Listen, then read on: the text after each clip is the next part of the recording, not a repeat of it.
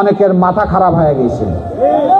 জনগণ যেভাবে আজকে দাঁড়িপাল্লার দিকে জোয়ার সৃষ্টি করেছে, গণজোয়ার তৈরি করেছে, তারা যতই ষড়যন্ত্র করুক, যতই চক্রান্ত করুক, যতই কালো টাকা ছড়াক, যতই হুমকি ধামকি দেখ, তারা জনস্রোতে ভেসে যাবে ইনশাআল্লাহ। তাদের কোনো জায়গা জল ঢাকাতে হবে না ইনশাআল্লাহ।